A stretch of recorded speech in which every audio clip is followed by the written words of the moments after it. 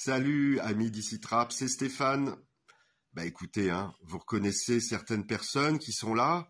Je suis au basket, On devait s'y attendre, quand même, que j'en parle. Donc on a Nasser, qui est le trésorier. Je suis trésorier, le manager général du club de Trappes. Alors, J'ai commencé le basket à 5 ans, ici. Ouais. Je suis né à Trappes. T'es né à Trappes, t'es un vrai trappiste. Ah oui, Toi, tu viens pas de Poissy, Non, Toi, t'es pas made du tout. in Trappes, Made in Trappes, Ouais. construit à Trappes et vécu à Trappes toute ma vie.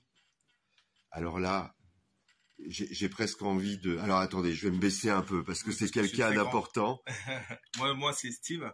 Steve Essard, le coach de la Nationale 3, ancien joueur professionnel, meneur de jeu et ancien international. Ouais, rien que ça. Oui. Bon, on dit qu'il n'y a pas de talent dans ce club, mais c'est complètement faux. Ouais, c'est complètement faux. C'est complètement faux. Et là, alors là aussi, je vais me baisser un peu. C'est le capitaine de la Nationale 3. Moi, c'est Rudy Ayalé. Je suis joueur National 3 et je suis le capitaine de l'équipe première de Trappes. Ça fait plus de 10 ans qu'il est à Trappes. Il est aussi l'entraîneur des Medium Filles. Il nous aide dans la structuration de nos entraînements. C'est-à-dire que Rudy, il a connu aussi nos montées avec nous en N1. C'est-à-dire qu'il a participé au final du championnat de France contre La Rochelle. Et Rudy, depuis, est notre joueur fidèle, notre capitaine. Donc voilà, un joueur important qui a joué aussi en professionnel, qui a joué avec Aix-Maurienne et qui a fait une carrière exemplaire. Il a permis aussi à Vanves de monter en National 1. Donc voilà, donc c'est un gros joueur et un joueur très important pour nous, le club. Bah, tu t'es bien entouré, dis donc. Non, on essaie de s'entourer que de compétences. C'est-à-dire la difficulté qu'on a quand on construit une équipe, c'est d'avoir des personnes qui vont construire le club et qui vont aider le club à grandir. Par exemple, on peut voir aussi que là, j'ai pas demandé à Monsieur Missengue le magnifique de venir, mais qui s'occupe de la réserve, qui lui est ancien meilleur joueur du championnat africain, meilleur joueur du championnat marocain, meilleur joueur du championnat tunisien, meilleur joueur du championnat national, une meilleure évaluation. C'est un joueur fantastique avec une connaissance du basket mondial énorme. Donc non, on essaie de s'entourer de personnes très compétentes. Alors, j'ai une question comme ça. J'ai vu le débat sur TV Fil avec le président et Monsieur le maire. 55 000 € entre nous pour un club de National 3. C'est surtout ou une équipe de National 3. Pour une équipe de National 3, c'est ridicule et c'est risible parce que à l'époque, quand il était maire adjoint, parce que Monsieur Rabet était un ami avant du club et moi je considérais que c'était un de mes amis.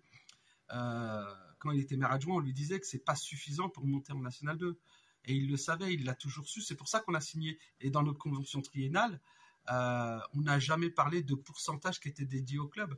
Les seuls objectifs qu'on avait dans la convention triennale, c'était simplement que le club soit toujours supérieur à 200 adhérents et surtout que le club reste en national. Donc il fallait tout faire pour rester en national. Mais jamais on n'a parlé de pourcentage dédié à la nationale ou à l'équipe première. C'est nous qui avons décidé par notre propre chef de diviser quasiment la subvention en deux et de la mettre sur les jeunes.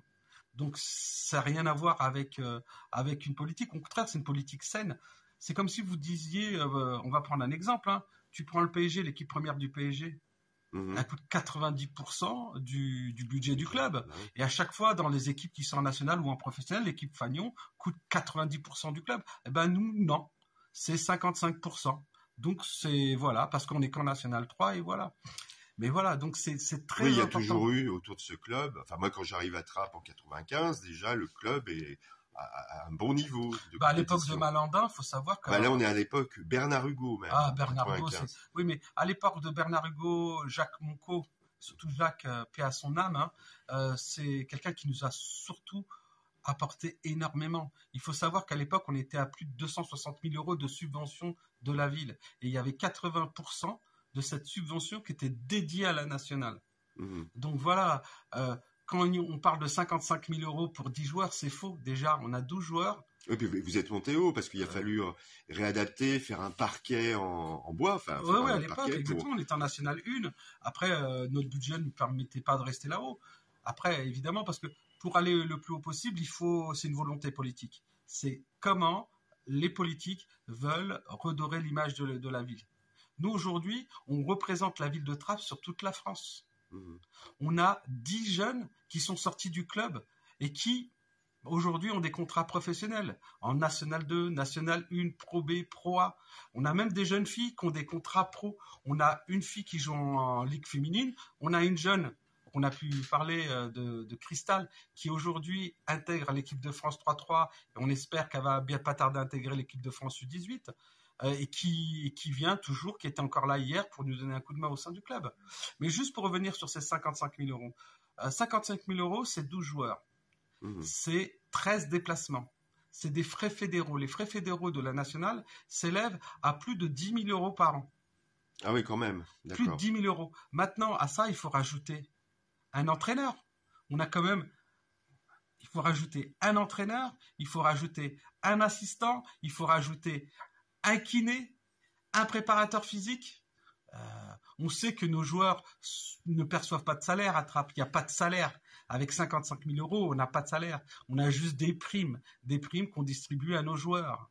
Voilà. Et maintenant, évidemment, on décide de partir au mois de juin 2023, reconduire la Nationale 3, c'est parce que on a une convention triennale qui est signée sur 3 ans. C'est pas des primes de 5 000 euros. Ouais. Non, là, je fais un peu d'humour. C'est ce que gagne Monsieur Rabet en tant que maire et en tant que vice-président.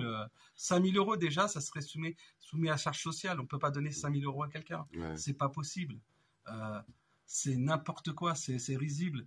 Donc, nous, quand on décide de faire cette équipe, de construire cette équipe, au mois de juin, on l'a construit avec des objectifs budgétaires, parce qu'on ne peut pas faire... En National 3, je dis toujours à mes coachs, à mes responsables, on ne fait pas ce qu'on veut, on fait ce qu'on peut. Donc, on essaye d'avancer comme on peut.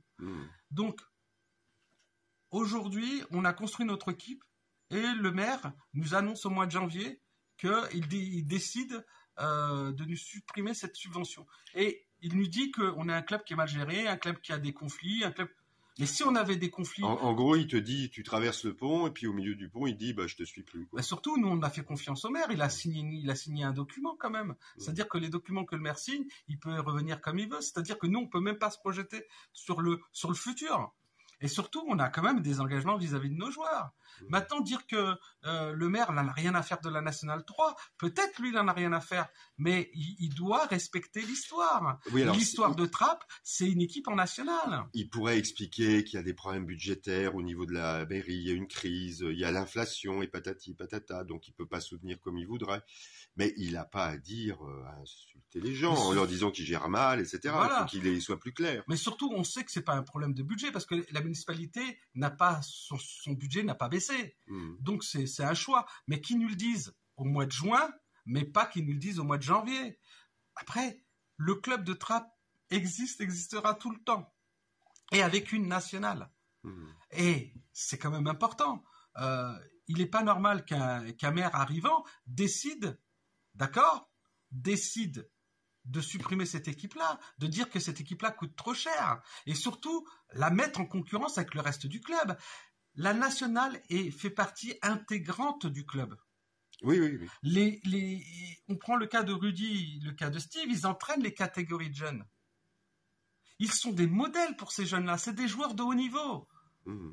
Imaginez, vous avez des joueurs américains qui peuvent être là, et qui côtoient les jeunes trappistes, qui leur parlent du haut niveau. Steve leur parle, il a fait le All-Star Game, il a joué en première division, il a joué avec les plus grands joueurs français. Alors justement, Steve, tu as une expérience assez développée dans le basket. Tu as déjà vu une situation pareille